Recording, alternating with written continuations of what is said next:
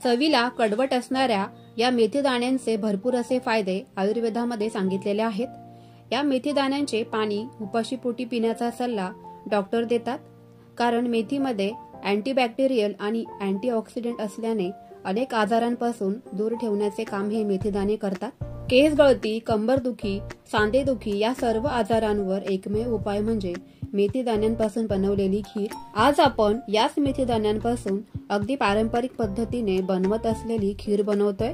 पावसाळा सुरू असल्याने रोगप्रतिकारक शक्ती वाढवण्यासाठी अशी ही खीर फार पूर्वीपासून बनत आलेली आहे। गरोदर स्त्रिया, बाळंत स्त्रिया, लहान मुलं आणि वयोवृद्ध सुद्धा ही खीर खाऊ शकतात। अतिशय पौष्टिक अशी ही मेथी दाण्यांची खीर रेसिपी आवडल्यास व्हिडिओला एक लाईक नक्कीच करा। चला तर मग फ्रेंड्स, पटकन वेळ न घालवता रेसिपीला सुरुवात करूयात। पौष्टिक आणि चविष्ट अशी मेथी दाण्यांची खीर बनवण्यासाठी इथे मी 2 चमचे मेथी दाणे घेतलेले आहेत।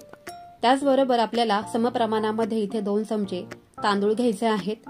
तांदूळ तुम्ही इथे कुठल्याही प्रकारचे वापरू शकता। मेथी दाण्यांपेक्षा तांदळाचं प्रमाण थोडंसं वाढवलं तरीही चालेल। शक्यतो दोन्हींचेही समप्रमाणच घ्या। मेथी दाणे आणि तांदूळ 7 ते 8 तासांसाठी आपल्याला भिजवून घ्यायचे आहेत। मेथी दाणे असे भिजवून घेतल्यामुळे त्यांची जी पौष्टिकता आहे ना, तर ती आणखीनच वाढते। 7 ते 8 तास हे भिजवलेलं जे पाणी आहे तर ते आपल्याला एका गाळणीने गाळून घ्यायचं आहे। आता हे गाळलेलं पाणी आपल्याला फेकून द्यायचे नाहीये, त्याचा वापर आपण खीर बनवताना करणारच आहोत। इथे गॅसवर मी एक नॉनस्टिकची कढई ठेवलेली आहे। तुम्ही इथे स्टीलची कढई वापरली तरीही चालेल। काही ड्रायफ्रुट्स घेतलेले आहेत। ड्रायफ्रुट्स अगदी खूप जास्त करपवायचे नाहीयेत किंवा त्याचा रंग बदलूस तर भाजायचे नाहीयेत। फक्त त्याचा जो क्रिस्पी आणि क्रंचीपणा आहे ना, तर तो आपल्याला जाणवला की लगेचच इथे गॅसची फ्लेम बंद करायची आणि ड्रायफ्रुट्स आपल्याला बाहेर काढून घ्यायचे। खूप जास्तही भाजले ना की याचीही पौष्टिकता किंवा विटॅमिन्स आहेत ते निघून जातात किंवा करपून जातात।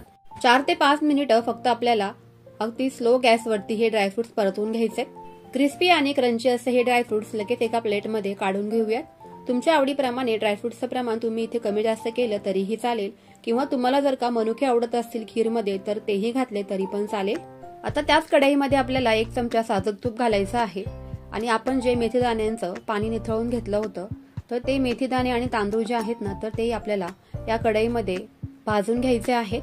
गॅसची फ्लेम अगदीच सुरुवातीपासून स्लोच ठेवायची आहे, कुठेही गॅसची फ्लेम वाढवायची नाही। आता अगदी स्लो गॅसवरती 3 ते 4 मिनिटं आपल्याला हे मेथी दाणे आणि तांदूळ अगदी मऊ होईपर्यंत असे परतून घ्यायचे।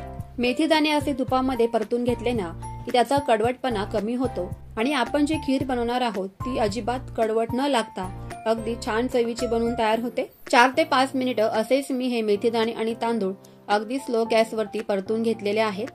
आता यामध्ये आपण जे गाळून घेतलेलं पाणी आहे सुरुवातीला, तर तेच पाणी घालून घ्यायचं आहे आणि थोडंसं आणखी एक्स्ट्राचं पाणी घालायचंय, कारण आपल्याला जे हे तांदूळ आणि मेथी दाणे आहेत ते पूर्णपणे मऊसूद असे शिजवून घ्यायचे।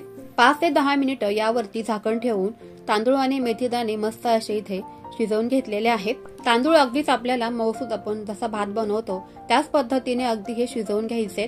जर का पूर्णपणे शिजले नसतील तर स्मॅशरने तुम्ही इथे हे तांदूळ आणि मेथी दाणे स्मॅश करून घेऊ शकता।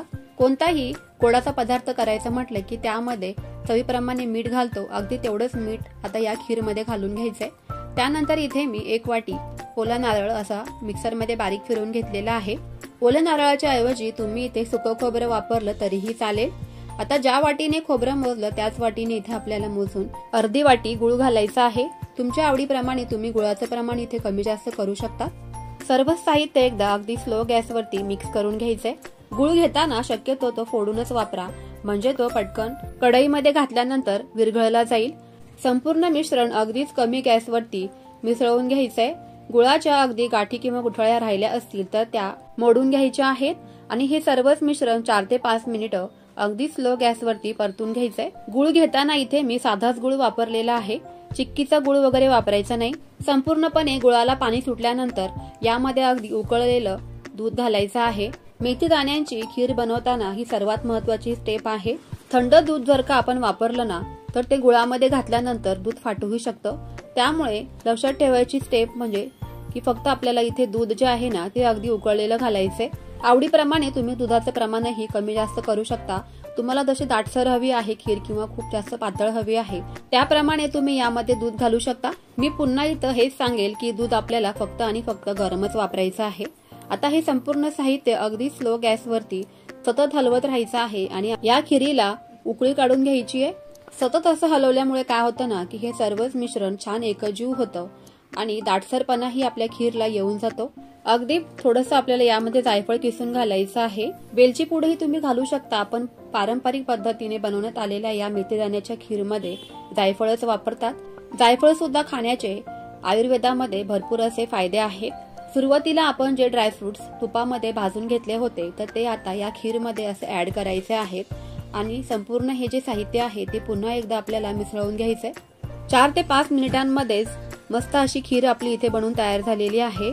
भरपूर असे fibre, vitamin D, vitamin C, लोह आणि कॅल्शियम युक्त मस्त अशी अगदी पौष्टिक इथे मेथीदाण्यांची खीर आपली बनवून तयार झालेली आहे।